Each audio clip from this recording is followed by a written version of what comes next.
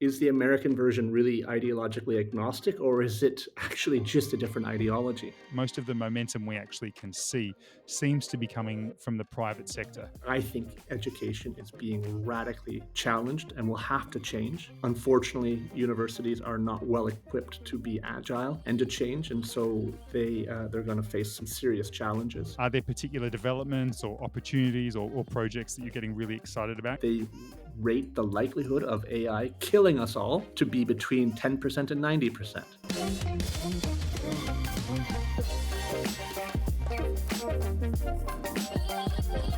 Hi, I'm Dominic Bowen, and welcome to the International Risk Podcast, where we unpack the risks that are shaping our world. Today, we're going to be exploring the global race to lead artificial intelligence and the strategic choices being made by the United States as it seeks to maintain its technological edge, and what the impacts are on businesses and governments in Europe and around the world. As AI systems are becoming much more powerful and much more pervasive, governments are grappling with how to balance innovation with responsibility and how to balance competitiveness with collaboration. Now, with the release of America's AI Action Plan, the United States has laid out a strategy that touches on everything from national security and infrastructure to workforce development and even governance. But beneath these bold declarations, there's really complex questions that remain unanswered. To help us navigate these issues, we're joined by one of the leading voices on the intersection of technology, governance, and strategic foresight. Our guest today is Adam Chalmers. Adam is the CEO and founder of Resonate AI, and he brings together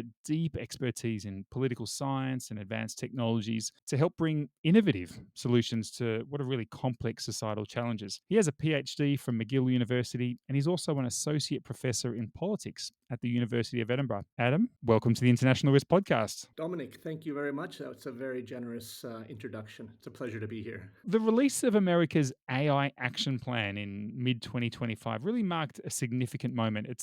It's framed as this strategy to cement US leadership in artificial intelligence. And it has this three pillars approach across innovation, infrastructure, as well as international diplomacy. But beyond this blueprint, I think there is just this unprecedented level of investment. But at the same time, there's growing concern and discussion around regulation, around trust, and even fragmentation. So if we begin with that, how do you see the US positioning itself vis-a-vis China versus the European Union, which interestingly wasn't even mentioned once in the AI Action Plan? What does this mean for the world? Is it actually worth continuing even talking about the AI Action Plan? Is it something that's important? Yeah, it's a great question to start with. I think it's absolutely something that's important, and I think what's a good place to start is with the idea here that this is an action plan to win the race. Literally, this is about America winning this AI race against competitors and in particular rivals. So I think that there is a really important comparison and contrast we can make between the AI action plan and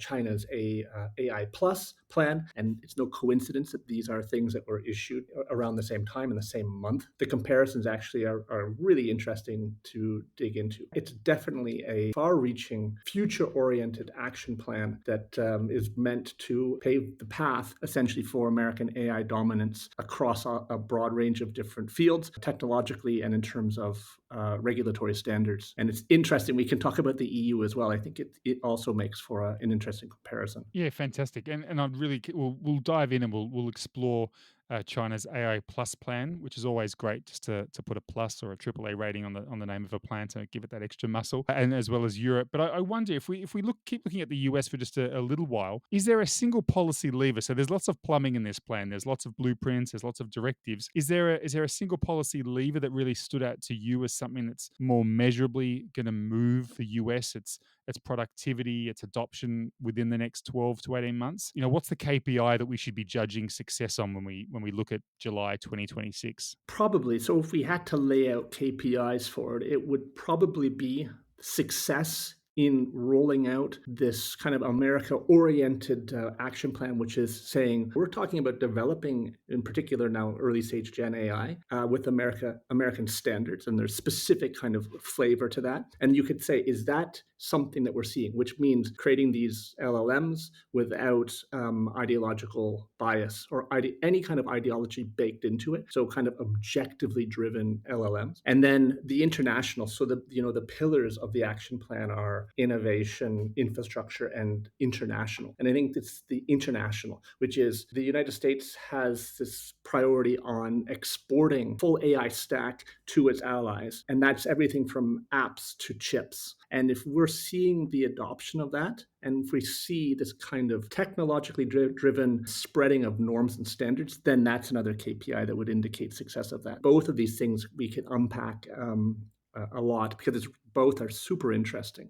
And how does that differ? So, with the US AI action plan, as you said, it's quite orientated towards maintaining and expanding US dominance through this rapid innovation, deregulation, investments, streamlining permits, regulatory improvements, or removing regulatory bottlenecks. And it seems that innovation and competition are really prioritized, perhaps over risk management. But comparatively, the Chinese AI Plus plan is focusing on this deep integration of AI across all Chinese sectors and across industries. It's about empowering the entire economy, upgrading value chains, transforming governance models. Is there a better one? Which do you think is the better plan? Can you score them? Can you grade them? Which part would you want to be a part of? Yeah, good question. I would say that I don't think they're entirely distinctly different. And I think at the core here, I mean, there's a lot in terms of, investment, and it definitely is innovation centric. These are innovation centric policies. It's about speed, but also, mitigating risk. But I think it's speed first. In both instances, the kind of a chief concern is about saying what ideology pervades these models. And then in the US case, it's supposed to be ideologically agnostic, saying like what we're doing is we're going to have a light touch in terms of the guardrails that are used by these companies, AI companies, when they train their models, so that what you're getting back is not skewed in any way. And so there's specific language around getting rid of things around climate science and change and DEI stuff. But it's meant to be, let's prioritize free speech, let's prioritize democratic values, transparency, public trust. The Chinese side is saying, actually, we're going to bake ideology into this, a specific Chinese ideology, and it's a socialist ideology, and it's about cultural confidence and coherence and these type of things.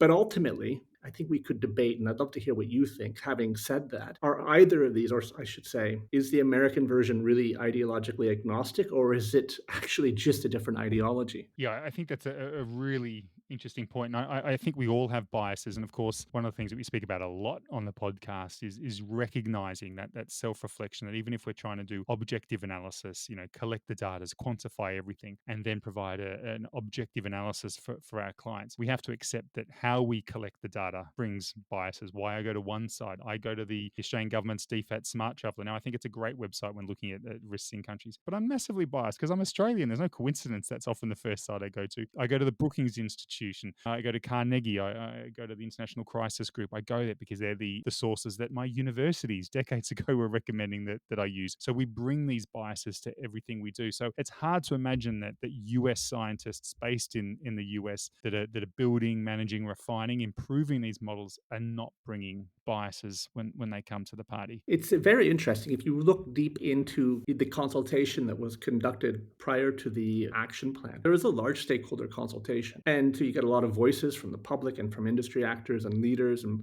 Elon Musk in particular, right? And you see a lot of these being reflected in this kind of, it's supposed to be open, objective, democratic, free speech, absence of ideology, and then of course, right, lightweight and primed for innovation and use, open source, open weights. This is all Musk stuff. But of course, these are democratic principles, freedom of speech, right? And thinking about public trust and transparency, right? These aren't just somehow universally free of ideology. So it's just a different form. And so the I in the international part of the action plan is about spreading those things through the technology. And it's really interesting, actually. These are forms of, I guess it's a form of soft power, right? You're spreading these norms and ideals of a specific state through the world, through technological innovation, and then of course it's going to be trade deals and all kinds of discussions. It's a type of techno diplomacy. I agree with you completely. This is a classic form of soft power, and I think it might even turn out to be. I'm sure there's someone doing their PhD on this right now, but it might even be a third way or a middle way between hard power, soft power. Then you've got AI and influencing how people think and research. And you just mentioned Elon Musk, and yes, he's been criticized for some of his ideologies, but he's widely recognized for his innovation. That's generally seen as his secret sauce, his the gold dust that he brings to companies. And the US AI action plan really positions innovation as a central pillar. Are you aware? Are you seeing in practice that there's specific areas of innovation that are being prioritized in the US and even across Europe? And how do they relate to the broader geopolitical goals of European states and the current US and Trump administration? I mean, the first thing in terms of the action plan is that it's supposed to be kind of horizontal when it comes to the sector. So it's meant to not be picking out champions. It's meant to be something that's more market driven and picked up in all potential sectors. So it's an interesting comparison because the Chinese AI Plus is it's meant to permeate all sectors, but that's state led. In the United States, it's meant to be kind of, again, I guess I'll use the word agnostic again, but sector agnostic. So the market drives it into all relevant sectors. So it's not picking champions at all. So we're talking like pharmaceuticals, healthcare, agriculture, technology, all kinds of stuff. And then of course it's chips to apps. So it's hardware, software.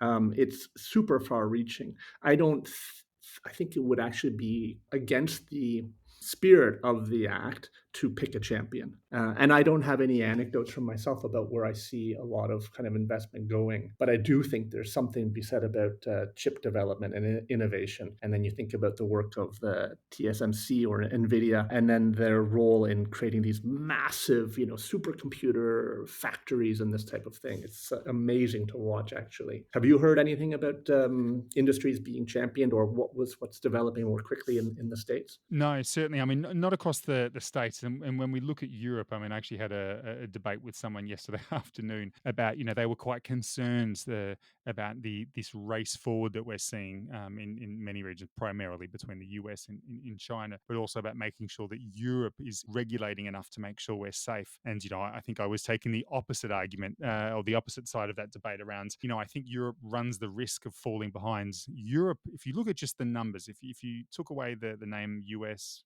Europe, Russia, East Asia, Europe should be. It's got the universities. It's got more universities. The number of universities, the size of the population, the demographics of the population. It's got so much going for it. Yet when you look at the outcomes, whether it's the number of European companies that are performing, that the market cap of the top 10 tech companies in the US versus the market cap of the top 10 tech companies in Europe, there's just no comparison. You just have to scratch your head. And I find myself scratching my head. Why is that? And I think part of it is cultural. There's this American race first, break, succeed, and break things 5 times as long as you succeed on the 6th time. Whereas in Europe, thought of failure is just this all-encompassing fear. And I think combined with that, the heavy amounts of regulation do make risk-taking and racing forward quite difficult. I think that's right. Yeah. I mean, we're talking about the EU AI Act in particular as one thing, because the UK has its own kind of agile, innovation-first strategy that looks a little bit like the United States. I'll give you some kind of insight from my own field here in a second about where I see a lot of things kind of being prioritized or racing. But I think as a misconception, you hear a lot about EU is a rule maker and the US is maybe a innovation leader. I think they're playing different roles. I think it's a bit of an apples and oranges situation. If you look at the US AI Act, or sorry, action plan, it's not a set of prescriptive regulations. It's not about let's regulate these things. It's more about let's make sure we cut the regulations to promote innovation. We know this, but it's not meant to say what are we going to do when we get to a level of artificial general intelligence. It's saying we're at a position right now of kind of an early stage generative AI, and we want to win the race. And this is a map for that. The AI is different. It's not talking about innovation in LLMs and early stage Gen AI. It's saying we're going to set up some rules that protect users against things like social scoring or facial recognition. And so we're all about uses. And I think the American case is innovation, so new technologies. So I think the better comparison is the China US one, or look to individual countries. And then the EU sits above that, doing something different. Use rather than innovation. That's my take on that. But I was going to say, if just anecdotes from what I'm doing, because I run a company that's at the intersection of tech and AI, and we have not trained a large language model, right? We're not $1 billion company, but we are one of the many companies that are kind of racing to figure out, good use cases for AI for whatever reason. So what I'm seeing a lot of talk about right now is agentic AI. Don't know if that's a term that's kind of everywhere. I'm a little bit in my own little bubble on this stuff. Agentic AI, agents, agents, agents. But this seems now to be something that's 6 months in, a year in, and you don't see a huge amount of amazing agents running around doing crazy stuff. And a lot of innovative work in fintech, crypto, Web3 stuff. So how can we use AI in the space of cryptocurrencies, even NFTs? There's a lot of stuff going on there. That's not my area, but I know people working there. So I don't know. I think it's like, how do companies that aren't creating their own language models use them to specific ends? And then it's like, well, how do we get creative in terms of sitting on top of kind of leveraging an LLM for all kinds of amazing use cases? And that's what I'm trying to do. What are your thoughts? You nodded your head. You've heard of agentic AI, and it's kind of a buzzword. Definitely. I think AI was something that 5, 6 years ago, not many of my clients were speaking about, but clearly they were working on it, because as soon as it became mainstream, like, oh yeah, we've had this program for 5 or 10 years, we've been working on. And not surprising, clients in the financial trading sectors have really been at the forefront of this. And it's actually drawn me back to high school. And I remember one of my actually my physics professor in high school actually left to work in a trading firm. And when I think about the work that he was telling us he was going to do, I was like, oh, that actually sounds kind of like building the models that we're using today. And it makes sense, autonomously managing these complex trading strategies, identifying real risks in real time. Sounds like a really logical use cases. We've spoken on the podcast to some fantastic guests. One in particular that's working with the U.S. Navy and their companies, using it to improve maintenance on the Navy. And they talk about how many of the ships are actually in maintenance at any one time. It's kind of staggering. I think it was about 1/3 of ships are in maintenance, 1/3 are in training, and only 1/3 are actually deployed. And he said, imagine if you could speed that up, if you could get ahead of maintenance issues and, using things like agentic AI. So I think there's some great use cases out there, but I think for many people, that's still, okay, of course, the financial and the stock market companies and the VC firms, they're using it. But, what does that mean on an individual level or on a small or medium-sized company? What can they be doing with it? Or do they just need to wait and see and buy something off the shelf? Or find some novel use cases for it, because I think it's possible. It's more about how, what kind of discrete function do people not want to do, and we could improve their lives by creating an agent for it. And I think there's a little bit of an arms race in agentic AI, so creating these agents, and then also something called retrieval augmented generative systems is another big thing. I don't know if you've heard of a RAG system. So I think these are kind of two things, and they can combine. And a RAG system is a way to make an LLM more accurate, reliable, and transparent, because you essentially bolt on top of it information that it points to, that you pointed at in a very specific way. That's a simplistic explanation, but it's saying, well, AI hallucinates. Sometimes we're getting information. How do I know if it's true? It's very general. It does a general thing. And this is saying, I'm going to set up a system that's really specific, because maybe my company, we have all these documents, hundreds of thousands of pages of information, and I'm going to create a RAG system that sits on top of and is powered by an LLM, but I'm going to train it on this 100,000 documents so that my company can be really fast in terms of being responsive and, well, even just knowing this information, right, in a reliable and accurate way. So I think people are racing to find really cool, innovative applications for these things. And it could be in fintech, but it's also in like ed tech, reg tech, these type of things. And you talk about racing ahead, and earlier you talked about these speed first approaches in both the US and in China. But I think that often brings risk when we're focused on speed first, and looking at safety and governance and coordinated risk management. That can sound a little bit boring, but that generally does have to keep at least close to or at pace with the development and competition. So I wonder, you mentioned your company, Resonate AI. When you're advising clients and you're helping them to race and to be competitive and to be ahead of their competition, how do you encourage them and how do you support them to do that in a way that is still safe, that's still identifying and mitigating the potential risks of and when you are racing ahead? So our company helps other companies write and be compliant with sustainability regulations. So we're actually, I guess, kind of a reg tech company. And but there's risk there for sure, because the risk is saying, "Hey, we've got answers for you that you're going to turn around and use, and maybe use with a degree of confidence. But we're going to provide you with that confidence because what we're doing here is not just making guesses. We're going to actually reduce the guesswork to zero and give you 100% confidence." And so my company actually prides itself in providing confidence and transparency with every answer, every piece of information it gives. And this kind of comes from my own background as an academic. We're essentially using a level of academic rigor that's specific to research, which is really high levels of confidence. There's no guesswork. And so far, our clients seem to really respond to that. But I think that, risk is a big thing, right? It's I'd like maybe we narrow it down, because we're talking, I think the podcast here is about risk in these broad terms. And what's the risk dimension in the action plan, for instance? So what's risk there? Or it's more about, how do you mitigate risk by taking away the guardrails of deregulating? I think that's a fair point. If you want to go back to that point, or go back to the action plan, it is a risk mitigation plan, but in a way that's a little bit backwards. Whereas the EU is like risk first and saying, we're going to actually rate risks, and we're going to tell you what kind of risks are acceptable and what level of risk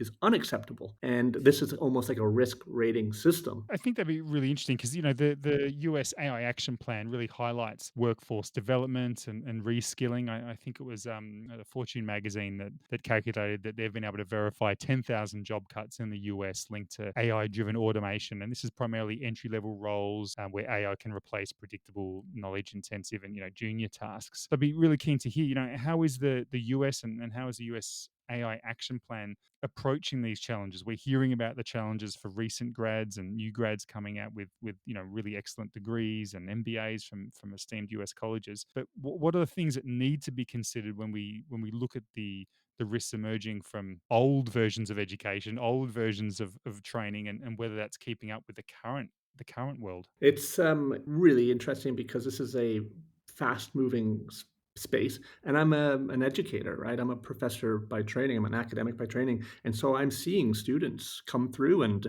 you and I had a quick chat about the use of ChatGPT by students, and that's barely the tip of the iceberg. It's more like, what's the value of education in a world with AI, in a world where a lot of entry level white collar jobs may be decimated in the next 5 to 10 years? And you hear about the kind of new strategies towards prioritizing degrees in the trades, for instance, and what they used to call like a college degree. I'm from Canada, and we would have the difference between the college, which is more about kind of trades and these type of things, and practical things, and then university, higher education. And this is being flipped around. I think education is being radically challenged and will have to change. Unfortunately, universities are not well equipped to be agile and to change, and so they're going to face some serious challenges. And then in terms of labor issues and the kind of workforce retraining, if you go back to the American example of the action plan, it's about a balance. It's about, we're going to make sure we're training the cream of the crop when it comes to AI. So we're going to promote AI training, but at the same time, we're going to shore up defenses against decimating large swaths of the workforce through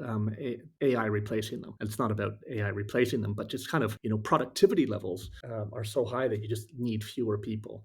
This idea of the Jevons paradox, that what we should see with the efficiencies in labor, in kind of productivity, this should actually increase demand for labor and productivity. So this is, again, we're looking into the future and trying to predict what will happen. And I think the doomsayers might say, well, we're going to be losing tons of entry-level white-collar jobs, and what will everybody do with a university education in these fields? And it can include lawyers and doctors. And then other people saying, actually, it's just going to make us all a lot more productive and might actually increase the demand for these type of jobs. Yeah, it's a really interesting paradox. I think it was Goldman Sachs actually that released some analysis, and they talked about the AI-driven innovation and how it could actually raise labor productivity. Now, they calculated it would increase productivity by about 15%, but at the same time, that would displace about 7% of the US workforce. Now, they didn't say make unemployed; they just talked about displacement. And I think this is the complexity of employment and balancing displacement with increased efficiency. And at a time when public trust in AI is still fragile and many people are still unsure what, as you just talked about, what the future is going to look like, what role can the AI action plan and can policy actually play in both addressing people's fears, whether it's about biases, whether it's about job displacement, whether it's about surveillance or just the future technologies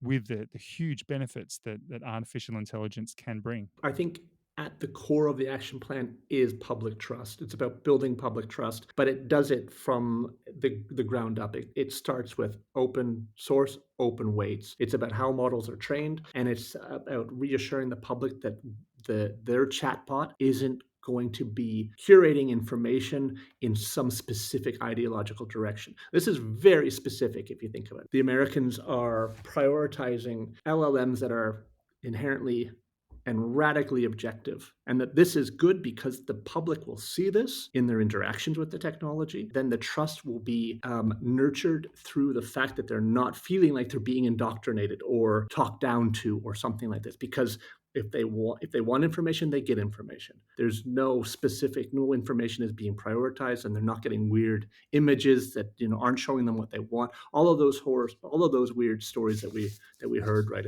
in kind of the earlier days. But then the other side of this, I mean, it's about public trust. It's not just about saying we have these LLMs that are going to be radically objective, and when you use them, you'll see that. But then you need to also build trust in terms of, well, what's going to happen with these productivity increases? And so can the public trust the government to ensure that there are still going to be some guardrails against job loss or job displacement and these type of things. But I do think this is it, Dominic. It's really public trust is probably at the center, or at least it could be thought to be at the center. It's meant to be ideologically agnostic, radically so, radically objective. Maybe you've had bad experiences. Maybe you're not sure, but this is what we're doing. This is the American approach, and it stands in stark contrast to the Chinese approach. Follow us, and that's the international part. It's follow us. We're going to set the international standard by exporting the technology internationally. I'd love to pick up on that part about exporting it. And obviously, the US Commerce Department and State Department are really pushing and promoting the American AI experts, and that includes hardware, software, models, and even standards. And part of this is to counter Chinese influence and to foster these AI alliances around the world. And at the same time, we know that the US AI Action Plan has national security as a core component. And we know that it's this whole of government approach with the US Department of Defense, Department of Energy, the Department of Homeland Security, collaborating with academia to assess the risks. And you've got a bit of what I see as maybe this push pull with the US administration having some export controls and balancing that with the risk assessments and balancing that with the trying to push US led AI around the world. Where do you see this landing? Yeah. So I'm not sure exactly if that's the case, but yeah, they have this. I mean, they're also looking to, they also have an international perspective for sure. And it would be through, this kind of their established Belt and Road connections. And so when you think about the exporting of the American AI full stack, it's not to the world, it's to their allies. I mean, it's really specific, right? So it's still a little bit of kind of compartmentalized world that we're seeing. It's not some kind of totally global world. The Chinese, though, are doing something similar in terms of kind of promotion of these kind of ecosystems throughout their own little sphere of interest. And so you're seeing really two competing systems. But if we're going to it's again a question for the future to see what this looks like really in terms of like trade deals and how this actually works in terms of sharing and the degree to which things are really open source and open weights and how much is given away and how much is from apps to chips it's part of these deals. That's probably where the real challenge is. It's like so far we have a nice roadmap, but how does this stuff play out? But at the very least, it's two competing systems and kind of two, it's very large, important global actors each with its own ambitions and each having an international dimension. China's more inward looking for sure, for all kinds of reasons, not least because they're also kind of struggling with their own kind of economic systems of production, like keeping up their economic progress. And this is a way to kind of pivot or reframe these type of things. But at the same time, they're definitely international in their perspective, and both I think are actually quite similar. It's just different worldviews. Which worldview do you have baked into your LLM? Is it democracy or is it socialism? That's, I think, kind of the two major things. It's quite interesting. We know that there's government agencies like DARPA, the U.S. Defense Advanced Research Projects Agency, and they're, from all what we can see externally, are involved in cutting edge AI research and development. And you'd expect that, noting a lot of things that originated with DARPA over the decades. But most of what we see, most of the momentum we actually can see, seems to be coming from the private sector. So I'd love to hear from you what you're aware of, and how you see that relationship between government, defense, intelligence, and industry evolving under this new strategy. And are there particular developments or opportunities or projects that you're getting really excited about? Because we speak a lot about risk, but risk is just half of the equation. The other half is opportunity and things that we should be getting excited about. Yeah, it's a really good point. I think so in the American context, it's going to be private sector led innovation for sure, but supercharged through the kind of the plan, the action plan, and investment. And there will be a lot of interesting dynamics there where you see these private sector companies and AI companies being employed in defense and security, and we're seeing some of that. But where I get really excited really is just about the plethora of AI companies that are popping up to serve every possible need and fill every possible gap that exists out there. And in fact, just the other day, I was doing something. I was for my own business where I want to, it's kind of a sales and marketing thing that we're doing. And I was going through the paces, kind of old school, which is, you kind of email, you get an email list and you need to generate that list. You gather these emails and you're going to contact people and, hopefully make a sale. And there are companies that sell you these email lists that are bespoke to your needs. And I just thought to myself, there must be an AI that does this for a fraction of the price. And within 2 seconds, I found 5 AI companies that do this at a really high level. And I was thinking, well, this is it. This is what gets me excited, really. It's about all of these kind of like niche applications. I don't think it's the do everything. It's the kind of bespoke niche applications that are really cool. Yeah, and watching these emerge really fast, really quickly in the space. I can also talk about a company that I'm involved with in Brussels, for instance, that is an AI company but focuses on lobbying. And so they are a kind of one-stop shop for information for lobbyists. Now, there's a really cool application to help lobbyists get information. Governmental affairs people who work in governmental affairs, get information so they know what's happening in Brussels, in the Commission and the Parliament, and take action when needed. And you can bet that they have one already for Washington. It's been around for a while, and there's a few competing examples. But yeah, touching every aspect of our life. Yeah. And when you look around the world, Adam, there's a lot of international risks, and we've spoken about some of the opportunities. But when we look at artificial intelligence, when we look at the future, whether it's the policy, the governance, the projects, the ideas that are coming from it, are there international risks that concern you more than others? In terms of really specific risks, I guess, you start to think about more existential things and security and defense, or, our freedoms and these type of things. So, and that's why it's really nice, I guess, we can talk about the EU's AI Act, which is a human-centric risk set of regulations, right? It's like, hey, we're gonna set this up because we think there are some issues here just around your own liberties, about, or even just your own, your sovereignty over your own data, for instance, is probably a big thing. And when you start to get into then, security and defense, the thing that I think kind of captures my imagination, and it's captured people's imaginations for decades, is the risk, the existential risk of AI killing us all, which might sound weird, but there are debates. And I don't know if you know this, but a lot of leaders in the AI space, including Elon Musk, but some grandfathers of AI, have weighed in on this, and they rate the likelihood of AI killing us all to be between 10% and 90%. So some of these guys are saying 90%. If you want, you can check out my LinkedIn post on this, where I put together this little diagram of the different probabilities. They call it P-doom, the probability of doom. So what are the different P-doom predictions that have been issued by these different AI leaders, including Elon Musk? And I think he put it between 10 to 20% likelihood of it killing us all. That's something that might keep people awake at night a little bit. Right? We're thinking about artificial general intelligence, super intelligence, and AI realizing that the biggest risk is us. That's, I think, the implication. Yeah, when we're talking about complete destruction of mankind and humankind, yeah, I think any percentage above 0.1 is probably something to pay attention to. But we'll have to link to that your article on that. That will be a fun, if not scary read. But Adam, thanks very much for coming on the International Risk Podcast. It's been a fun conversation. Yeah, it's been great fun. Thanks a lot. I appreciate it. Well, that was a really great conversation with Adam Chalmers, whose work sits at that intersection of political science, artificial intelligence, and strategic governance.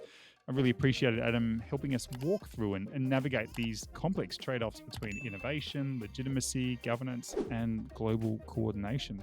Today's episode was produced and coordinated by Caterina Mazzucchelli. I'm Dominic Bowen, your host. Thanks very much for listening to the podcast. We'll speak again in the next couple of days.